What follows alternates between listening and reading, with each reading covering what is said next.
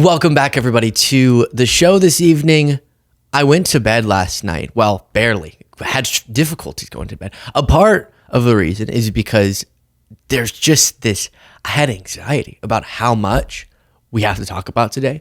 We already got into some of it on the morning show this morning. You can catch that live at 10:30 Eastern time or watch it back on the channel. Check the podcast tab to see all that organized. But it was a weekend of nightmares and announcements and all sorts of developments. So let's start here.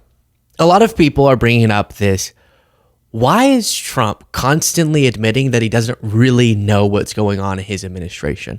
The lower third chyron you're seeing on screen was a compilation that MSNBC put together that says Trump's "don't blame me" approach to governing. And so he gets asked a lot and he'll go, no. He won't answer often for the things happening in his administration, and we'll go, I don't know, ask someone else, ask the attorney general, ask my lawyers. Or he'll go, I haven't heard of that. You're telling me this for the first time. I don't know, on things he should definitely know about.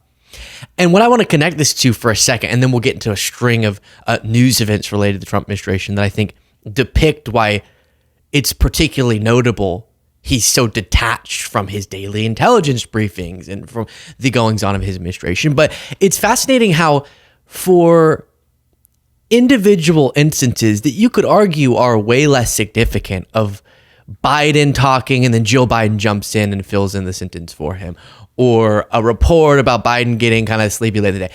That's all enough for them to say he wasn't really president, MAGA that is, he wasn't really president, and everything must have been done by auto pen. He didn't know what was happening, right? And there's no evidence of that. But then when Trump's constantly going, or a particular egregious example that you're going to see in this compilation is him saying he didn't sign the Alien Enemies Act invocation that he did sign.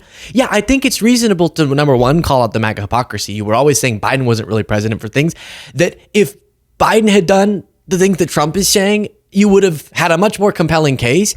And number two, I'm not doing the whole Trump's not really president thing. I think it's silly. He is president. And he does wield presidential powers and he does direct the ship in general. We should blame him for the bad things being done. And then if he does good things. But it's notable how unable he is to retain information about what he's doing and know about the inner workings of his administration. So that's kind of my thesis.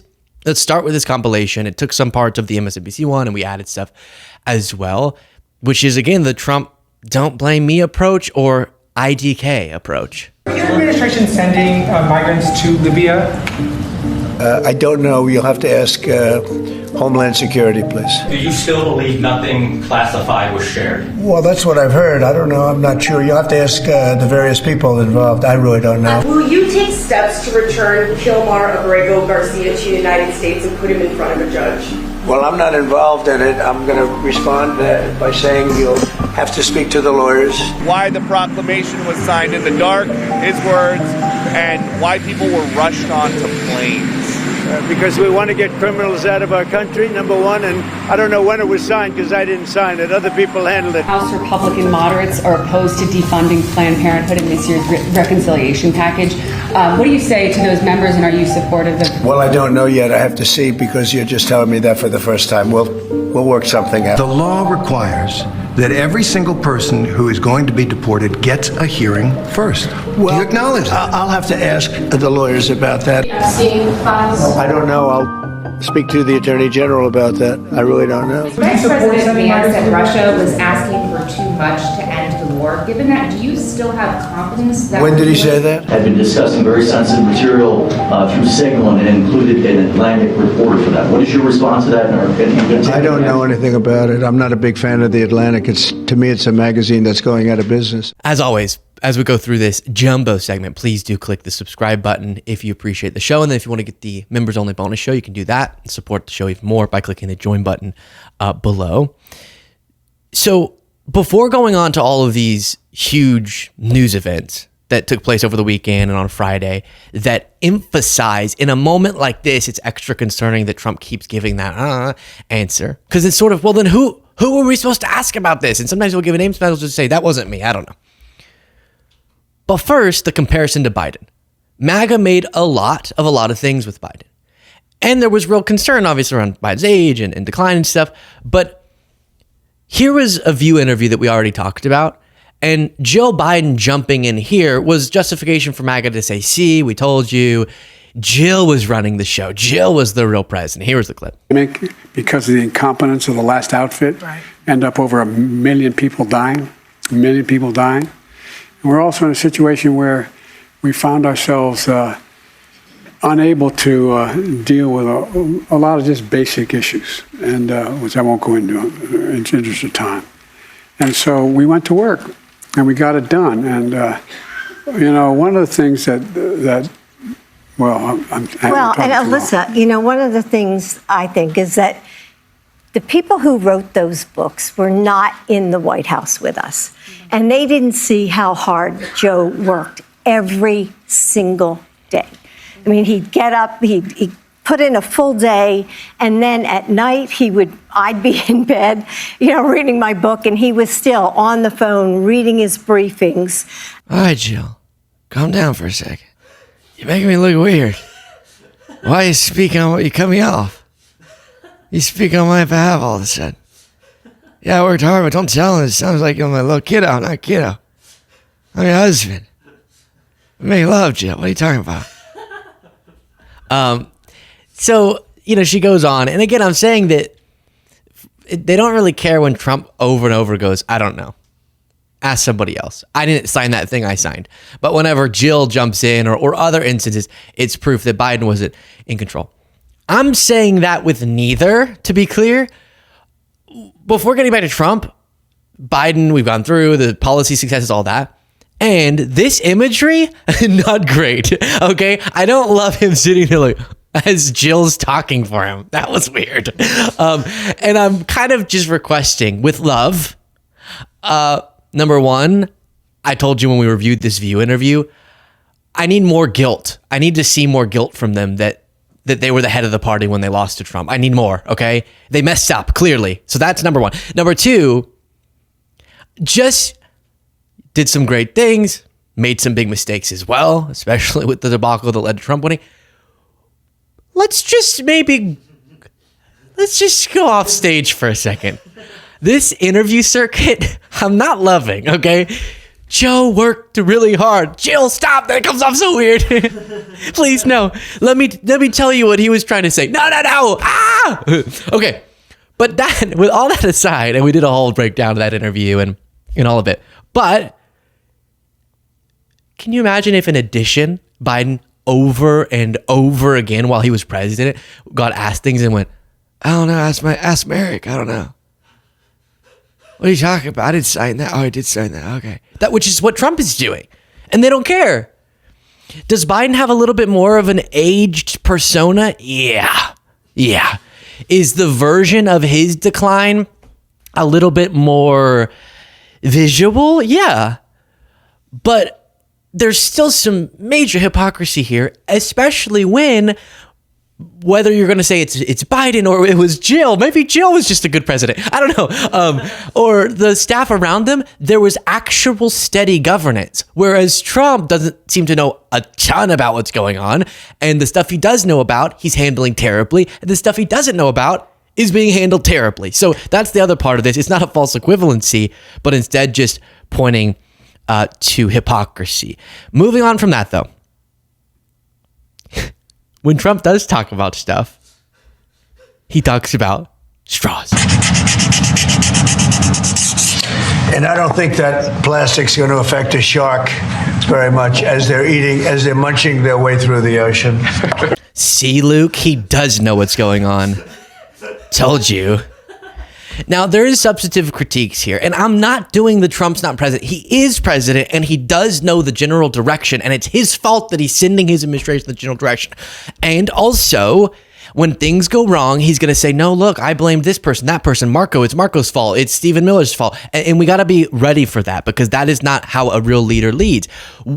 Whether I think it's fine to analyze politics through the lens of sort of the person at the top of the institution. We're going to kind of put all the credit and blame on them, even though that's not logistically how it really works. I think it's fine. And so, yes, a president's not going to handle all the day-to-day things, but they're still going to be setting the general direction. And Why doesn't Trump know some of the things he's getting asked about? Well, maybe because of this. Politico reports Trump has sat for only 12 daily intelligence briefings since taking office, which is bizarre. Since President Donald Trump was sworn into office in January, he has sat for just 12 presentations from intelligence officials of the president's daily brief. Daily. That's a significant drop compared with Trump's first term even. And we learned about the first term, this is an exaggeration, but it would be like, Mr. Trump, here's how much people love you. And also, hey, here's a quick update on Iran with a few pictures, and people love you, right? They had to dumb it down so much for him. And so then that if it is the case that it doesn't seem he's as intimately aware of the inner workings of his administration as maybe other presidents would be, Jill says that Biden was really reading late into the night and reading early in the morning. Okay. But clearly Trump's not doing much reading.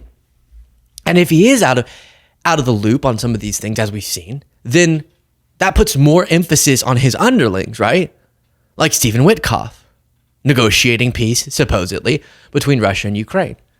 So then stories like this add more concern. NBC reports President Donald Trump's special envoy broke with longstanding protocol by not employing his own interpreter during 3 high-level meetings with Russia's Vladimir Putin. And this is not normal. He just relied on the Kremlin translators, which might seem like not that big of a deal, but it does induce a little bit of skepticism that there's some incompetence here. Witkoff, a former real estate mogul and cryptocurrency trader, diplomat, does not speak Russian. By using Kremlin interpreters, he ran the risk that some of the nuance in Putin's messages was missed, and he would not be able to independently verify what was being said to him. 2 former American ambassadors said. You also have Michael McFaul, a former U.S. ambassador to Russia, said using the Kremlin's interpreter was a very bad idea that put Witkoff at a real disadvantage. I speak Russian. I've listened to Kremlin interpreters and U.S. interpreters at the same meeting, and the language is never the same. Having a U.S. interpreter present also ensures a more accurate written account of the meeting for the rest of the government. And this gets at, okay, he might miss stuff, might be misled, he can't hear the crosstalk, different meanings. But also it to me is underlying, as has been admitted by Witkoff when he says, I like him about Putin. And whenever he does this weird, like, whenever he meets Putin, he gets really like, oh my Putin. It's weird. But you didn't see that clip. Oh, Vlad. That's what he was doing. I don't know why Jaden's freaking out. I'm quoting him. Was the quote. But is that he has this trust, this bizarre trust for Putin that he wouldn't think it necessary to do what is normally done and have his own interpreter. Republican Senator Tom Cotton got asked about this. And our role in them. NBC's reporting this weekend that Special Envoy Steve Witkoff, during 3 high-level meetings with Putin, didn't use his own interpreter, instead using an interpreter from the Kremlin. Michael McFaul, former U.S. ambassador to Russia, told them this. He said using the Kremlin's interpreter was, quote, a very bad idea that put Witkoff at a real disadvantage. McFaul went on to say, I speak Russian, have listened to Kremlin interpreters and U.S. interpreters at the same meeting, and the language is never the same. If that reporting is accurate, why would we agree to that? Well, first, I don't necessarily credit that reporting, but second, Steve Witkoff is a very skilled and capable negotiator. He has the president's total trust, and he's 100% loyal to the president. He's doing what the president has asked to try to get Vladimir Putin to the table with Vladimir Zelensky. Thank you for answering all the questions we didn't ask, Tom. Also, can you imagine having a bonanza or a gala or a get-together or a soiree with Tom Cotton, Stephen Miller, and Scott Bessent? Can you imagine? Like, I feel like there would be not just zero charisma, negative charisma. It would be like you would lose charisma. Now, despite the fact that maybe Trump is going to try to blame all of his underlings for his failures, we're still going to hold, even if, he seemed kind of out of the loop a lot of the times, he still is the president and it's still his responsibility to oversee these things. And so while we might be saying he's failed on this or failed on that, right now we're talking about Ukraine, his trade stuff has been a disaster. He announced a achievement with China, which was just him bending the knee. But while we might see it as failure, he could see it as just not being successful yet. I don't know what I'm doing yet. My business hasn't gotten traction yet. No one's picked up my book proposal yet. Yes. I haven't found my soulmate yet. Everything is yet. The power of yet. The power of yet. The power of yet. It's sweet. It's cute. I like it. But maybe that's what Trump's thinking. I haven't figured out how to get out of this trade debacle yet. I haven't lowered prices yet. That's fun. It's cute. I like it. Okay, the Tennessee Holler, speaking of the China negotiations, says on the left, Trump says they've agreed to a trade deal with China. On the right, China says they've reached an agreement to talk more. And they've lowered tariffs. We have breaking news out of the White House. A major agreement has been reached where Trump is backing off of his tariffs. This may go down as his greatest accomplishment. And then on trade, just a little bit more. I know we've talked about so much. We talked about in the morning show. If you're not catching the morning show, you're missing out. You can watch it live at 10:30 Eastern time or watch it back. Just go to the podcast tab on the YouTube site or on any podcast platform. But we talked a lot about trade, so I'll get off this quickly. But Howard Lutnick is just he's always a fun one, right? Is there a strong chance that the current tariffs will be completely paused after this weekend's talks? No chance. No chance. No way. No way. Well, Thanks for the clear answer. Lutnick. No, sorry, Bob. Yeah, that means nothing because he could flip on a dime. Another reason it should concern us how little Trump seems to want to be responsible for his own administration is suggestions like this being thrown out. Axios reports White House considering suspending habeas corpus. That was Stephen Miller, one of the members of the party I'm going to hold with him and his buddies. Stephen Miller, President Trump's top policy advisor, said Friday the White House is exploring the option of suspending habeas corpus, the constitutional provision that protects from unlawful detainment. The move marks another escalation in the Trump administration's fight again. I think it meant to write against the judicial branch as it tries to ramp up deportations of undocumented immigrants. Now, Mark Elias responded to that reporting with this. It has been almost universally held and commented on that Congress has the authority to suspend habeas corpus. Not Stephen Miller, not the president, but Congress. And Congress has not done so here. And so Stephen Miller is wrong on the law. He's wrong on the facts. But what he is he is the representative of a deranged authoritarian who believes he can exercise all power. And we as lawyers and as members of the media and responsible society need to call it out for what it is and never back down. Yeah, and even as we're going through this segment, I can feel myself it's exhausting. And there's so much, and they want us to get numb to it, that they could so casually, and it could be maybe one news cycle, act like they have wartime authority to suspend habeas corpus. And again, just to throw out the rights that define America. Meanwhile, The Guardian reports that Trump officials created confrontation that led to arrest of Newark mayor. You may have seen this, but the mayor of Newark showed up at this ICE detention facility along with New Jersey lawmakers. And then they kind of got in and then came out, but then DHS officials were saying you trespassed and arrested the mayor.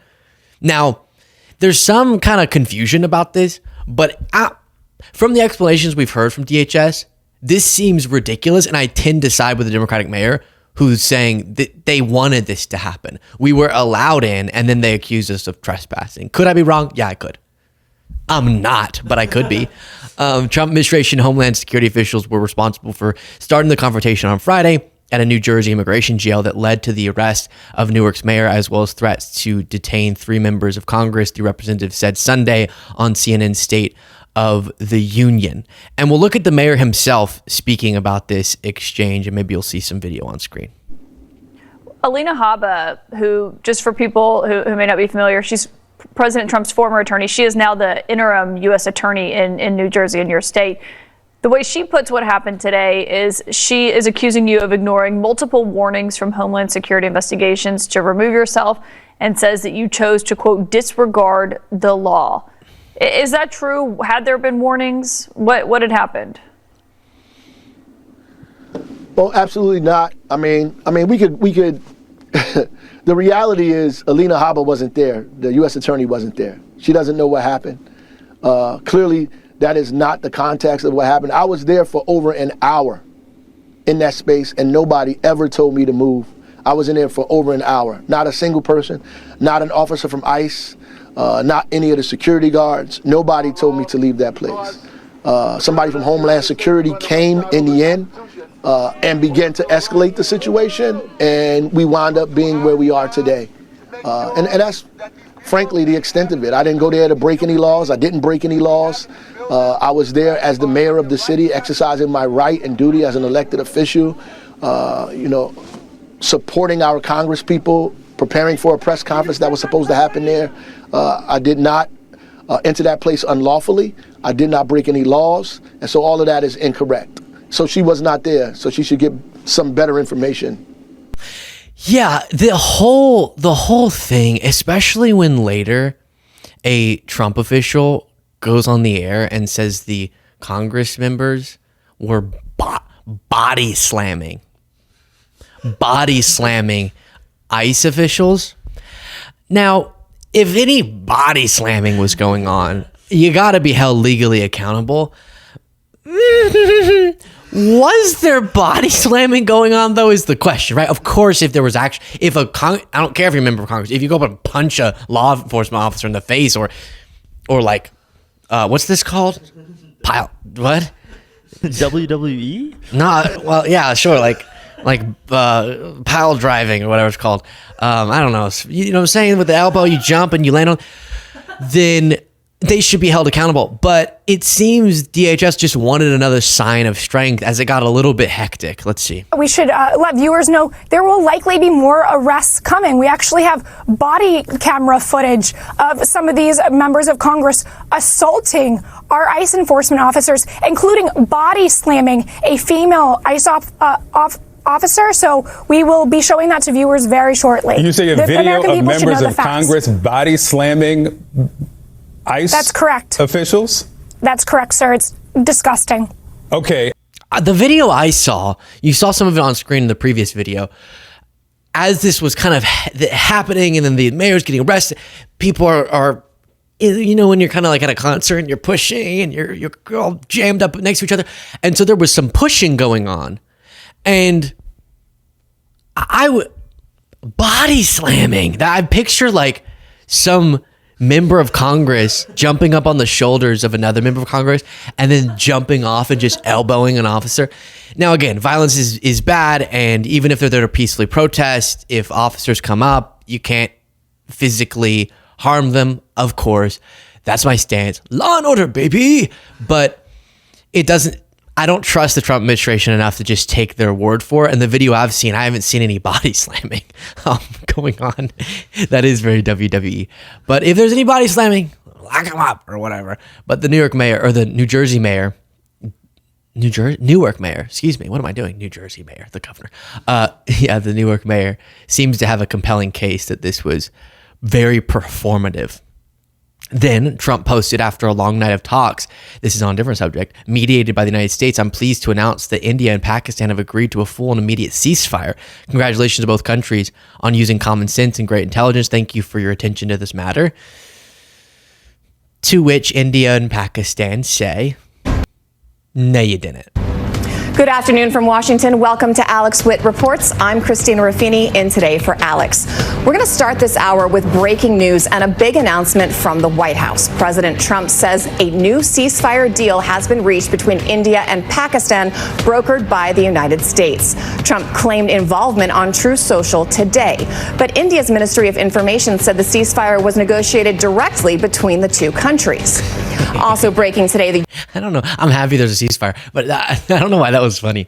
Like, India, Pakistan, I got a lot of things going on right now. Can you not let me take this win? Just would you? Okay? Yeah. What? Who's it hurting? I mediated it. Come on. And they're like, no, you didn't. Sorry. Then Trump posted on taxes the problem with even a tiny tax increase for the rich, which I and all others would graciously accept in order to help the lower and middle income workers, is that the radical left Democrat lunatics would go around screaming, "Read my lips," the fabled quote by George Bush, the elder, that is said to have cost him the election. No, Ross Perot cost him the election. In any event, Republicans should probably not do it, but I'm okay if they do. This whole thing is making me really suspicious because Trump keeps going, I would be fine if they raise taxes, but they probably shouldn't. Which to me is him trying to get the political benefit of saying, I'm fine with taxing the rich, but coming up with excuses for why it shouldn't happen because he's actually privately pushing for it not to happen. Like originally he said millionaires would all flee. Bringing the tax rate back to what it was before the 2017 tax cut on the rich, where it was when the millionaires were here under Obama, is not going to cause them to flee. That's ridiculous. And now it's, well, we can't raise it on the rich, or we can. I'm fine with it. It's not me. But we probably shouldn't, because then they'll say, read my lips. And what he's referencing there is that he's arguing if the Trump administration lets lapse, which they should, and if Republicans in Congress lets expire the 2017 tax cuts for the rich, but then still cuts taxes for middle income earners or whatever, then Democrats will go campaign on Republicans raise taxes on the rich or raise taxes in general, and that's bad, which is silly. If he indeed let it expire, I don't know if Democrats would go credit him. I'd credit him. I want these tax cuts to expire. I want the taxes to go back to where they were before and then a little higher on the wealthiest earners. But there would not be this was bad from Democrats, because that's what they're advocating for every day. Apparently, Mike Johnson thinks that Republicans are going to gain seats in the midterms. We know that that's important because the margins are so small. So we stay unified. We go into this midterm election, we can grow the majority in the House and the Senate. And my focus is the House, of course. Now, there's only 2 times in the last 90 years that a sitting president has picked up seats for his party in that first 2-year cycle after he's elected. A lot of reasons for that. But Donald J. Trump is going to make history in this way, and we are as well. That was genuinely disturbing. Watch his smile go from a smile. Oh, what is this? That was so bizarre. Trump is going to make history in this way, and we are as well. You're not supposed to switch that fast.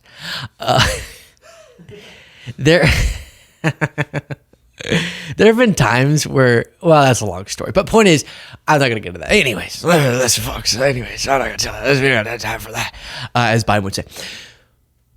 You shouldn't let the smile wipe off your face that quickly, is my point. But hopefully that's absolutely not going to happen, because it would be an absurd decision by Americans to expand Republicans' majority, and I don't think that it will. One of the people responsible for making sure that it doesn't is Vice Chair of the Democratic National Committee, David Hogg, who's been dropping the hammer. He's been saying a lot of really, and some people would call controversial, but I've been loving it, stuff like in response to Clyburn being annoyed that someone was asking, maybe should you not run for re-election, stay in Congress? And he was saying, well, what? Then I'd be giving up my life. But it's like, you've been there forever. You got to kind of move along eventually, right?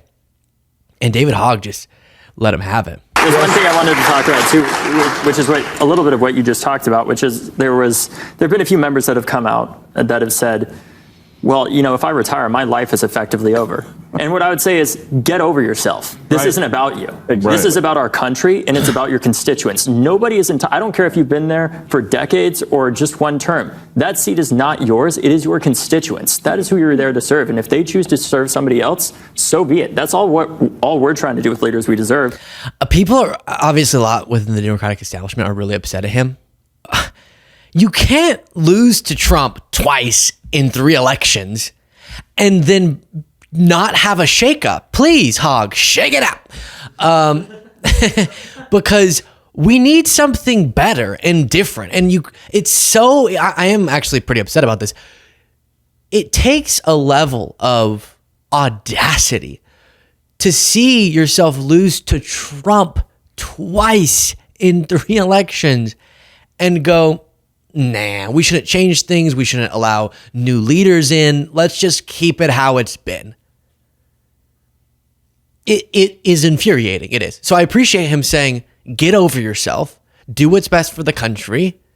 Maybe if we had that attitude a little earlier and had fresh, exciting, motivating leaders filling out more, we have some, but being better represented in the Democratic Party, we wouldn't be here in the first place. Then on reaching out to young men, David Hogg said, right now, what I think happened last election is younger men, they would rather vote for somebody who even if they don't completely agree with, they don't feel judged by, than somebody who they do agree with, that they feel like they have to walk on eggshells around constantly because they're going to be judged or ostracized or excommunicated. And what's interesting about this moment is it feels like the two parties in some senses have flipped, where, Republicans used to be the judgmental assholes in many ways. And since many Democrats, despite us, I would say for most of us coming from the right place of wanting to do the right thing, we've created a culture where we say, well, if you say the wrong thing, you're excommunicated. And that's just not how human beings work. Nobody is perfect, but ultimately what we have to do here is figure out how to bring people back in and work towards the bigger goal of advancing the future of this country and helping young people especially get by so that they're able to focus on their lives and, getting with a young woman or something like that instead of how are they going to pay their rent, for example, or how are they working their 2 jobs. Young people should be able to focus on what young people should be focused on, which is how to get laid and how to go and have fun. It's a brilliant message, right? This is solutions and sex. That is a political message. I like it. What do people want in their lives? They want solutions and they want sex. It's pretty simple. Since the beginning of time. No. And so, but what he's getting at there is actually a really profound point, which is we have to provide for people. It's not even the Democratic politicians. Some of them did, but like Kamala Harris didn't run a campaign about judgment or about identity politics. She didn't. People act like she did because like the Twitterverse pretended like she did. That's not true. Go watch all of her rallies. Go watch all of her interviews. She rejected identity politics. She was not the perfect candidate. She made a bunch of mistakes, but that's happened to be one that she didn't make a mistake on, which is leaning too much into kind of like the too culturally obsessed woke type stuff. But whoever's perpetuating that vibe, it's there for sure. I remember sitting in college class a couple of years ago, year and a half, and interacting with this one particular classmate of mine.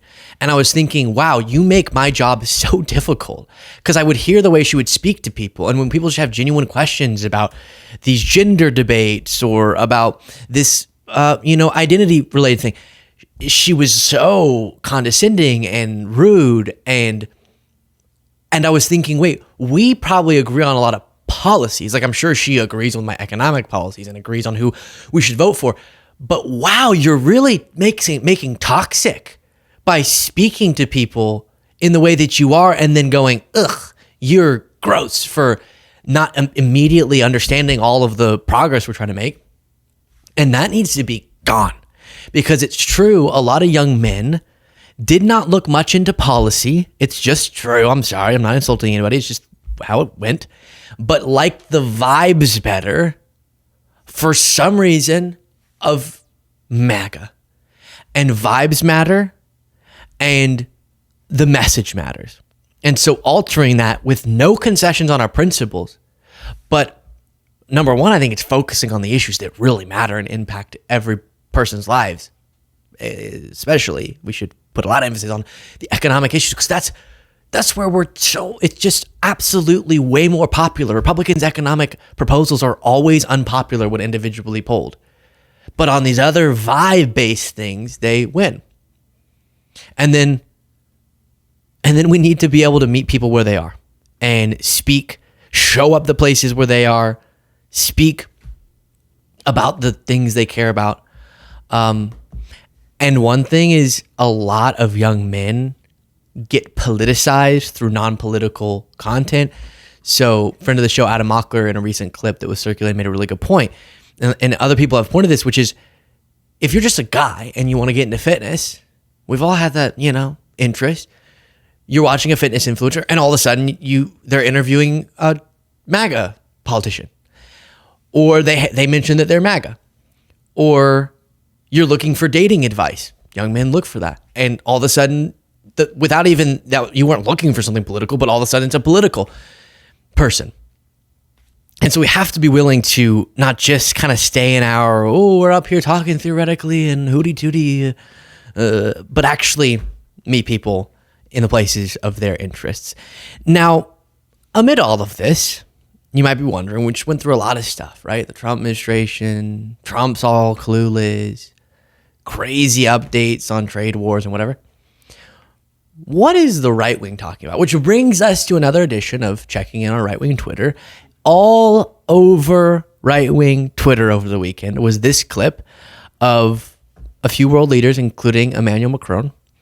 And the argument is there was a bag of cocaine on the table and that he grabbed it and hid it. Let's watch. It's a long walk. I'll be back in Poland. And through my bathroom, huh? Yeah. It's literally. We came through Germany, and then we made it to France. German bedroom, and we got through the border. Right. Make the photo, and after that, we will be allowed to have a drink. Yeah. Now, when I first watched this, because it was described as cocaine, a little baggie of cocaine, I saw why it looked weird, the way he grabbed it, and then he's holding some sort of little gadget. But then I saw other videos. Well, first of all, fun. No, okay. Why did you say no? He said no. I wasn't obviously ready for no.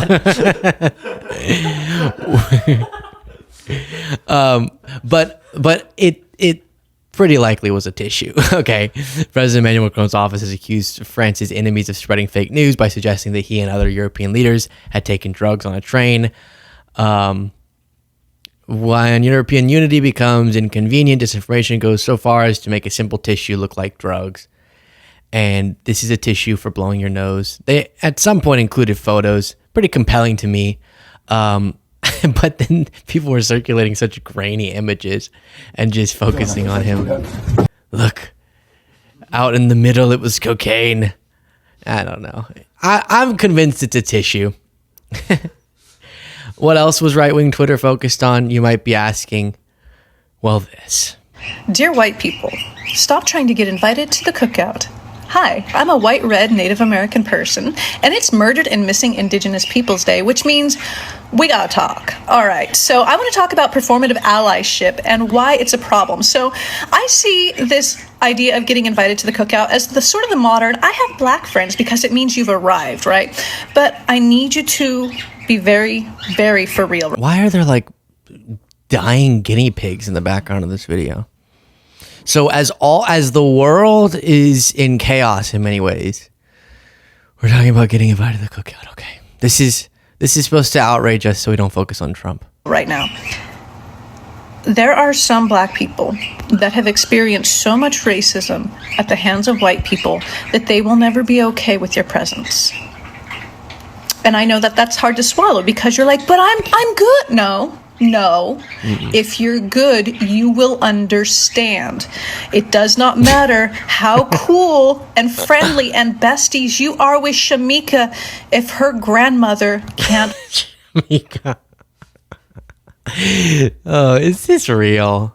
I feel like this might be a MAGA person pretending. Friendly and besties you are with Shamika if her grandmother can't relax around you. And I know that you want to prove yourself, but you can't. I have no earthly idea what the hell that was. What are we talking about? What? They find the most random videos of the most random people. This is what Kamala Harris is running on, right? And it's like, what? I don't know. This is my point.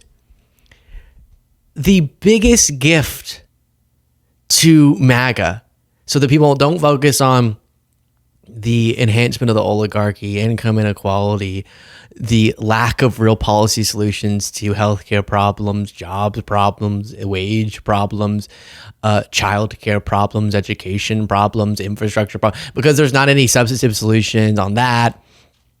Because right now Trump's completely messing up his chief economic policy, being his trade war. It's like, oh, don't wait, we can't focus on this quote unquote female priest who uses, so this is the right wing account, uses he, him pronoun. So I guess this person identifies as a man priest, and is saying, dear white people, don't go to the cookout. And to which I say, what are we doing? I don't know, no. Just so the right wing, stop obsessing over random people that only go viral because they say funky things. That's number one. Second of all, to this individual priest, as they're identifying, that I kind of think is a Trump supporter who does this to provoke people, but okay. We did find one of those people, by the way. Someone who was like a liberal account, but was run by a right winger to say crazy things. So I don't actually put that past people. But if this is a serious suggestion, no. Okay. No one has to invite anyone else to their events. I know that's like a turn of phrase, but at the same time, no. You're being weird. This is the type of language, right? These are the conversations that go on in class. Can we not just have thoughtful discussions about the impact of systemic racism over history and how we have work to undo and then want to undo, and the ways that we push back against racism? All that's good, and not just be complete weirdos in how we talking about it? Dear white people, don't be performatively allying. Some black people don't want to ever see your face. Okay. You're being weird, Mr. Priest. You're being weird. And let's just be normal, like normal humans talk about issues and not be so strange. And can we stop with this dear racial group? Don't love that. Dear black people, dear white people. It's like, I don't love that. Let's be done with that. Dear Asian Americans. Hi. I'm Luke Beasley. Are you Asian? Are you or one of your loved ones? Are you or one of your loved ones Asians? This TikTok is for you. Anyway, let's wrap up this segment. We're off the rails now. But that's, meanwhile, while we're focused on the things we're focused on, that's what some people on the right wing are focused on. Share your thoughts in the comments. Get the bonus show by clicking that join button below.